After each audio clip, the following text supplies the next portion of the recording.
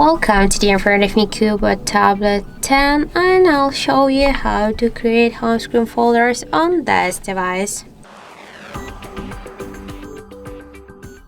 So first we should just hold for a while the application and drag this up to another one, and now we can see here the new created home screen folder. If you want to add more applications, you can make it by the same way, just hold and drag it here. If you want to give a name to the folder or just to rename it, click here to the name and enter, for example, the apps.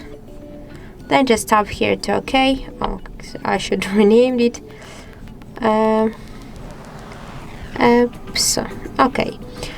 If you want to just move the folder on the screen, just hold it and drag it. If you want to also move folders between the screens by the same way, hold and drag it. And to create a new home screen, hold and drag it to the right side with your finger. And that's it.